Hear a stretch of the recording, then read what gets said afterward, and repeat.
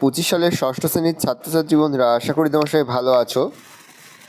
আজ আমরা যে বিষয়টি নিয়ে আলোচনা করব, ষষ্ঠ শ্রেণীর সেকেন্ড সেমেটিভ অর্থাৎ দ্বিতীয় পর্যায়ক্রমিক মূল্যায়নের বাংলার কোশ্চেন পেপার নিয়ে। দেখো, সরাসরি স্ক্রিনে তোমার ষষ্ঠ শ্রেণীর সেকেন্ড সেমেটিভ অর্থাৎ দ্বিতীয় পর্যায়ক্রমিক মূল্যায়নের বাংলার কোশ্চেন পেপারটা দেখতে পাচ্ছ। ফুল মার্কস তোমাদের রয়েছে 50, সময় তোমাদের রয়েছে 1 ঘন্টা 30 মিনিট। একের দাগে রয়েছে সঠিক উত্তর বেছে নিয়ে লেখো যে কোনো 10টি, প্রতিটি প্রশ্নের মান 1 করে 1 × 10 = 10। ধানের সবচেয়ে বড় বন্ধু হলো রৌদ্র, কৃষক, বৃষ্টি। বৃষ্টি নদীর বাতাস ছাড়ে প্রশ্বাস, পার্শ্বে পাকুড় বট, অসত্য শাখে পাকুড়। দেওয়ালচিত্র রচনার ক্ষেত্রে কোল, মুন্ডা সাঁওতাল গোষ্ঠীর মানুষেরাই অগ্রসর। সাঁওতাল গোষ্ঠীর মানুষেরাই অগ্রসর। পিঁপড়ে গায়ে মাখে ফুলের ধুলোর স্বর্ণরেণু, ধুলোর রেণু। ফাঁকি গল্পে বর্ণিত গাছটি হলো জাম, বেল, আম। উত্তর হবে আম। পিঁপড়ে আশ্রয় পেয়েছিল পাতায়, মাটিতে, জলে। উত্তর হবে পাতায়। বাঘজননী ছেলের কাজে লজ্জা পেয়ে তাকে ভোঁদরের, হাঙরের, ছাগলের সঙ্গে তুলনা করেছিল। ভোঁদরের সঙ্গে তুলনা করেছিল। উপসর্গ বসে শব্দের আগে, শব্দের পরে, শব্দের মাঝে, শব্দের আগে। সংস্কৃত উপসর্গের সংখ্যা 20টি, 21টি, 22টি। 20টি। অনুসর্গ হলো কে, দিয়ে, এ। উত্তর হবে দিয়ে। দেওয়ালচিত্র রচনার ক্ষেত্রে কোল, ভিল সাঁওতাল গোষ্ঠীর মানুষেরা অগ্রসর। সাঁওতাল গোষ্ঠীর মানুষেরা অগ্রসর। সাঁওতাল দেওয়ালচিত্রে চতুষ্কোণ, ত্রিভুজ, বৃত্ত, দ্বিভুজ, সরলরেখা ছড়াছড়ি। চতুষ্কোণ ও ত্রিভুজ। 2 থেকে রয়েছে অতি সংক্ষেপে নিচের প্রশ্নগুলির উত্তর দাও যে কোনো 12টি প্রশ্নের মান 1 করে 1 × 12 = 12। বসুধারা ব্রত কোন ঋতুতে হয়? বসুধারা ব্রত গ্রীষ্ম ঋতুতে হয়। হাটে সন্ধ্যা প্রদীপ জ্বলে না কেন? বিকালের মধ্যে বেচাকেনা সেরে হাট থেকে যে যার মতো নিজের ঘরে ফিরে যায়, তাই জনমানবহীন হাটে সন্ধ্যা প্রদীপ জ্বলে না। শরতের আশীর্বাদ তোমাদের উপরে ঝরুক, কে এমনটি কামনা করেছেন? শরতের আশীর্বাদ তোমাদের উপর ঝরুক, সূর্য এমনটি কামনা করেছিল। গোপাল তাদের বাগানে কি গাছ লাগাতে চেয়েছিল? গোপাল তাদের বাগানে ফুল গাছ লাগাতে চেয়েছিল। পাখিরালয়ের বাসায় কি পাওয়া যেত না? পাখিরালয় বাসায় বাঘের শিকারের বা খাদ্য পাওয়া যেত না। কোন কোন জাতির দেওয়ালচিত্রের সাধারণ লক্ষণ পদ্ম? সাঁওতাল, কুমিজ, ভূমিজ ও অন্যান্য বেশ কিছু গোষ্ঠীর মানুষদের দেওয়ালচিত্রের একটা সাধারণ লক্ষণ হলো পদ্ম। ফাঁকি গল্পে বর্ণিত গাছটির নাম কি? ফাঁকি গল্পে বর্ণিত গাছটির নাম হচ্ছে আম গাছ। ছোট্ট বাঘের বাবা মা বাসা বদলে কোথায় গিয়েছিল? ছোট্ট বাঘের বাবা মা বাসা বদলে সজনেখোলায় গিয়েছিল। কতগুলি গ্রামকে কেন্দ্র করে একটি হাট বসে? 10-12খানি গ্রামকে কেন্দ্র করে একটি হাট বসে। সুন্দরবনের বাঘ কী নামে পরিচিত? সুন্দরবনের বাঘ রয়্যাল বেঙ্গল টাইগার নামে পরিচিত। উধর বোঝা বুধোর ঘাড়ে কথাটি কে বলেছে? উধর বোঝা বুধোর ঘাড়ে কথাটি কাক বলেছিল। রাজকন্যার গুলিসুতো কে খেয়ে ফেলেছে? রাজকন্যার গুলিসুতো বুড়ো গল্পে মন্ত্রী খেয়ে ফেলেছে। পিঁপড়ে কোথায় আশ্রয় নিয়েছিল? পিঁপড়ে ঘাসের পাতায় আশ্রয় নিয়েছিল। আম গাছটির ডালে কোন পাখি বাসা করেছিল? আম গাছটির ডালে কাক বাসা করেছিল। 3 থেকে রয়েছে নিচে যে কোনো 6টি প্রশ্নের মান 3 করে 3 × 6 = 18। কবি কার কার থেকে চিঠি পেয়েছেন? গাংশালিক তার চিঠিতে কি বলেছে? কবি জসীমউদ্দীন প্রথমে লাল মোরগের কাছ থেকে চিঠি পেয়েছেন, তারপর চকাচকি, গাংশালিক বাবু ও গোড়াকুড়ি পাখির কাছ থেকে চিঠি পেয়েছেন। সবার শেষে কবি তার খোকা ভাইয়ের চিঠি পেয়েছেন। চিঠি কবিতায় গাংশালিক ও কবিকে চিঠি পাঠিয়েছে। সেই চিঠিতে সে কবিকে নদীর পাড়ের মোড়ল বা প্রধান হতে আমন্ত্রণ জানিয়েছে। পরের প্রশ্ন, শহর ছাড়লে দুপাশে দেখা যাবে শহরের চিত্রটি কেমন? তা ছাড়িয়ে গেলে কোন দৃশ্য দেখা যাবে? প্রখ্যাত সাহিত্যিক সুভাষ মুখোপাধ্যায়ের মরশুমের দিনের রচনায় গ্রাম শহরের তুলনায় বা শহরের তুলনামূলক আলোচনা প্রসঙ্গে আলোচ্য মন্তব্যের অবতারণা। শহরে সবুজের সমারোহ হারিয়ে গেছে, আকাশ ছেয়ে গেছে কলকারখানার কালো ধোঁয়ায়। রোজকার প্রয়োজনে মানুষ শহরমুখী হয়। শহরে মানুষের পায়ে ছড়িয়ে আছে শহুরে সভ্যতা। সকলেই যেন কিসের তাড়নায় প্রতিনিয়ত ছুটে চলেছে। প্যারাসেন্সগুলো লিখবে। শহরের সীমাইন অতিক্রম করলেই দেখা যাবে দরাজ আকাশ, পিচ ঢালা রাস্তার দুপাশে সবুজের ভিড়ে। সেখানে দাঁড়িয়ে আছে বট, পাকুড়, শাল, সেগুন, বিথি। তাদের ডালপালায় বাহারি শোভা। রাস্তার পাশে কখনো জনপদ, কখনো খোলা মাঠ ধরা দেয় যাত্রীর চোখে। ঋতু পরিবর্তনের সঙ্গে সঙ্গে এইসব ছবির পরিবর্তন ঘটে প্রকৃতির আপন মেজাজে। পরের প্রশ্ন, এই রাস্তার ওপরই এক ভারী মজার দৃশ্য দেখা যায়। মজার দৃশ্যটি কেমন তা নিজের ভাষায় লেখো।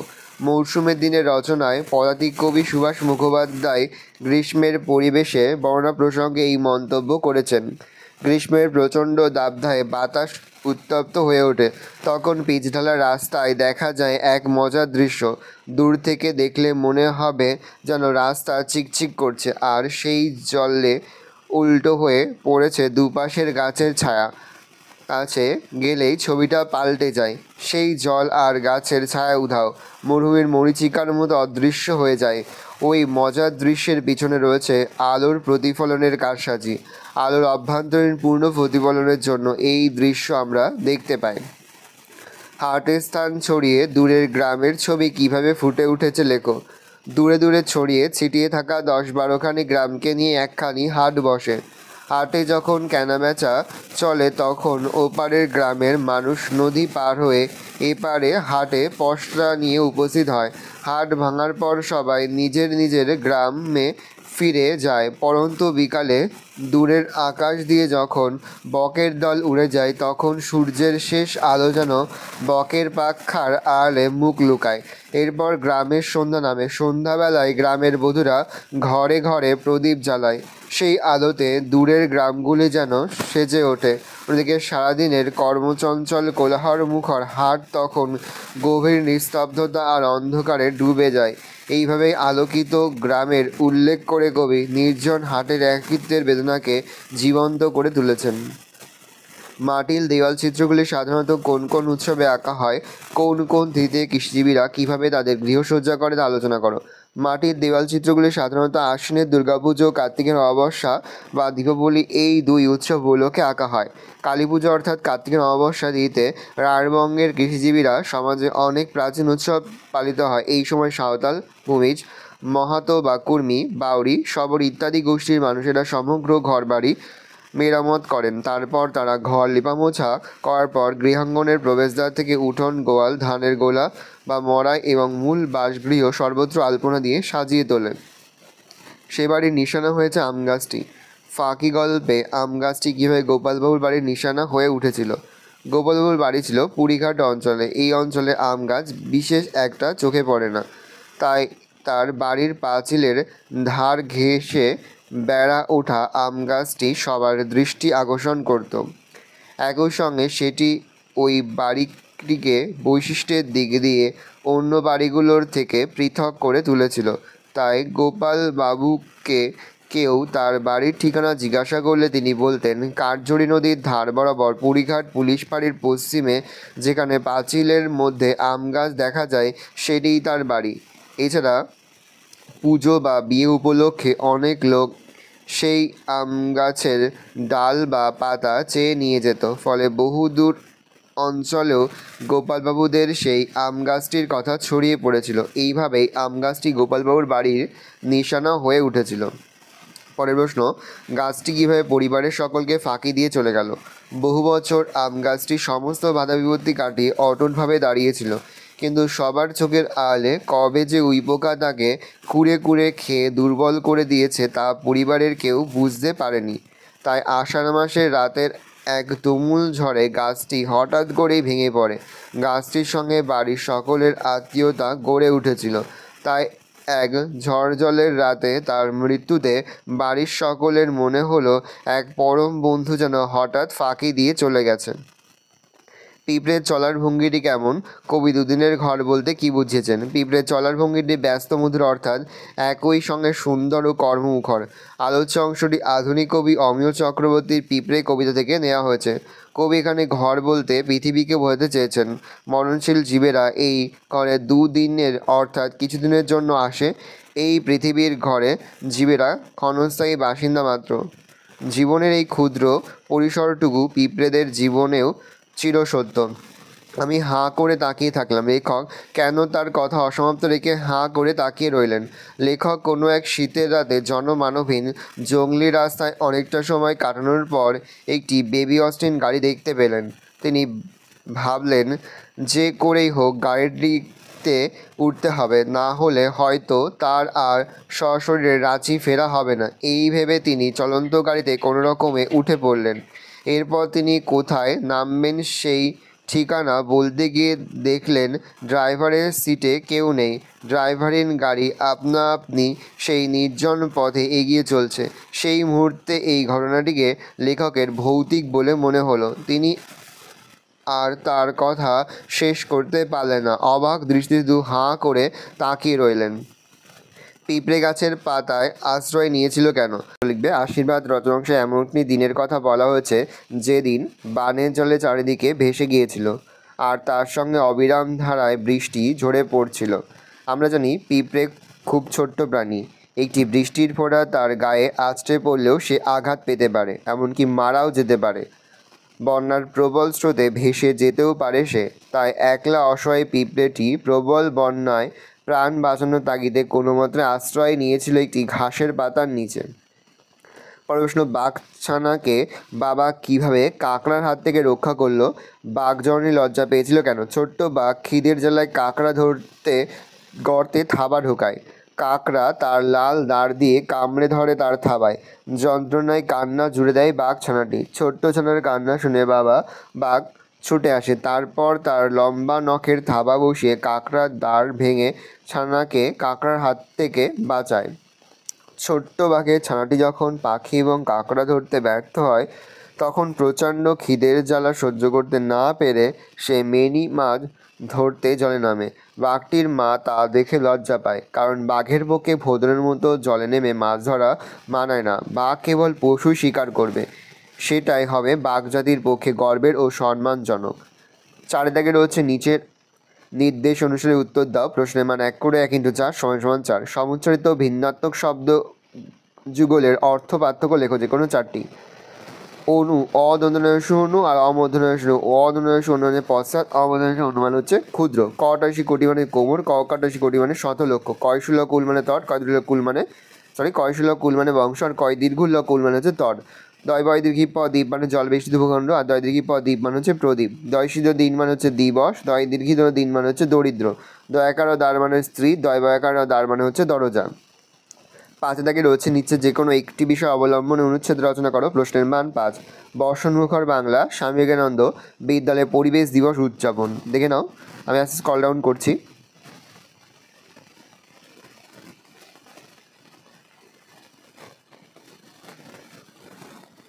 এই রয়েছে টোটাল তোমাদের সেকেন্ড সামারি অর্থাৎ দ্বিতীয় পর্যায়ক্রমিক মূল্যায়নের 6ষ্ঠ শ্রেণীর বাংলার কোশ্চেন পেপার। এবার আমরা সম্পূর্ণ অধ্যায়ভিত্তিক সাজেশনটা দেখে নেব। তোমাদের টপিক রয়েছে জসীমউদ্দিনের লেখা চিঠি। দেখে নাও, এখান থেকে যে প্রশ্ন উত্তরগুলো পড়বে তোমরা কিন্তু খুব ভালো করে যে কবিতার লাইনগুলো রয়েছে সেই লাইনগুলো কিন্তু পড়ে নেবে। এখান থেকে কিন্তু শর্ট কোশ্চেন থাকবে। দেখে নাও, এখান থেকে যে প্রশ্নগুলো পড়বে 2-এর 1, 2-এর 2, 2-এর 3, 2-এর 4, 2-এর 6, আর পড়বে 2-এর 8।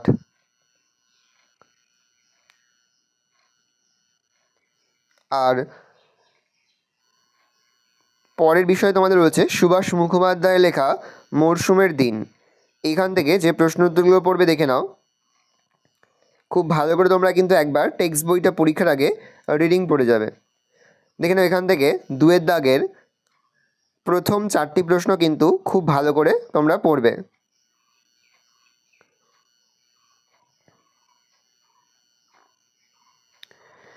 এখান থেকে পড়বে 11-র দাগের তোমরা পড়বে 11-র 3, 11-র 4, 11-র 5, 11-র 6, 11-র 7। পরের বিষয় তোমাদের রয়েছে যতীন্দ্রনাথ সেনগুপ্তের লেখা হাট কবিতা। এখানেও কিন্তু প্রথমে তোমরা কবিতাটা খুব ভালো করে পড়ে নেবে লাইন টু লাইন, তারপরে কিন্তু প্রশ্ন উত্তরগুলো প্র্যাকটিস করবে। এইখান থেকে তোমরা পড়বে 5-এর দাগের 1, 2, 3, 4,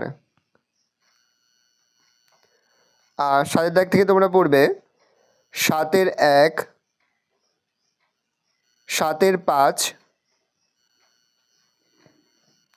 পরে রয়েছে তপন করে লেখা মাটির ঘরের দেওয়াল চিত্র। দেখে নাও, এখান থেকে যে প্রশ্ন উত্তরগুলো তোমরা পড়বে আবারও বলছি, তোমরা কিন্তু পরীক্ষার আগে টেক্সট একবার হলেও রিডিং পড়ে যাবে। 2 দাগের 4টি প্রশ্নে ভালো করে অধ্যয়ন করবে। 7 দাগে তোমরা করবে 7-এর 1, 7-এর 2, 7-এর 3, 7-এর 4, 7-এর 5, 7-এর 6টা, 5 আর 6 সবচেয়ে গুরুত্বপূর্ণ, 7-এর 7 আর 7-এর 9। পরে তোমাদের রয়েছে অমিয় চক্রবর্তী লেখা পিঁপড়ে, পিঁপড়ে কবিতা। এখান থেকে যে প্রশ্নগুলো পড়বে 2-এর 1, 2-এর 2, 2-এর 3, 2-এর 4 আর 2-এর 6। আর 10-এর দাগ থেকে বলবে 10-এর 1 আর 2 নম্বর প্রশ্নটি। পরের বিষয় তোমাদের রয়েছে রাজকিশোর পট্টনায়কের ফাঁকি গল্প। দেখে নাও।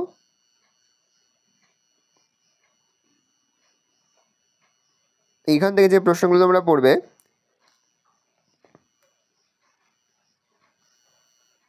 8-এর 1, 8-এর 2, 8-এর 3, 8-এর 4 আর 8-এর 5। আর 9-এর দাগ থেকে পড়বে 9-এর 1, 9-এর 3, 9-এর 5, 9-এর 6, 9-এর 10 আর 11। পরে তোমাদের রয়েছে চিত্রগীপ। চিত্রগীপ কার লেখা ভালো করে পড়বে। চিত্রগীপ শব্দের অর্থ কী, চিত্রগীপের বাবার নাম, এগুলো কিন্তু ভালো করে পড়বে। বন্ধুর নাম কী ছিল, খুব ভালো করে কিন্তু টেক্সটটা পড়বে।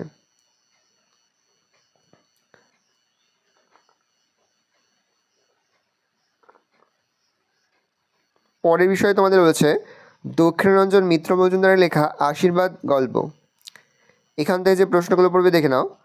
2-এর 1, 2, 3, 4, 5, 6 আর 8 নম্বর।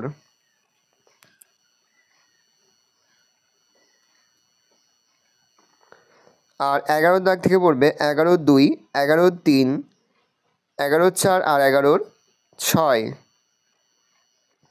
12-র দাগ থেকে পড়বে 12-র 2, 12-র 3, 12-র 5, 12-র 8 আর 12-র 9টা চাইলে একটু পড়ে রাখতে পারো। পরে হচ্ছে শিবরাম চক্রবর্তীর লেখা এক ভুতুড়ে কাণ্ড। এখান থেকে যে প্রশ্ন উত্তরগুলো পড়বে দেখে নাও।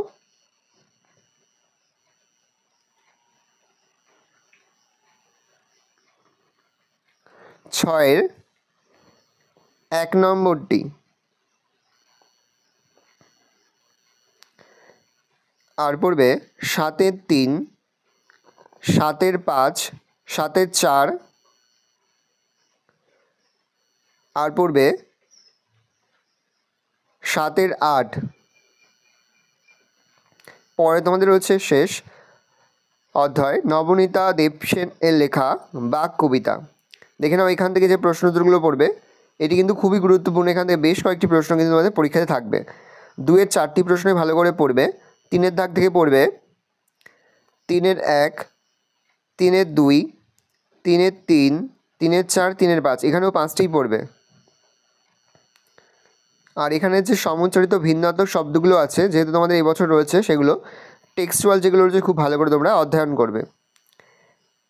আশা করি ভিডিওটা ভালো লেগেছে। ভিডিওটা ভালো লাগলে ভিডিওকে লাইক করে দিতে ভুলবেন না। আমার চ্যানেল নতুন হওয়া লাল কালার সাবস্ক্রাইব প্রেস করে পাশে বেল আইকন প্রেস করে যখন নতুন কোনো ভিডিও আপলোড করি সবার ফার্স্ট নোটিফিকেশন তোমরা পেয়ে যাও। আর এই ভিডিওটি তোমার বন্ধু বান্ধবী আত্মীয় স্বজন সবার মধ্যে কিন্তু অনেক অনেক শেয়ার করে দেওয়ার বছর 6ষ্ঠ শ্রেণীতে পড়ছে।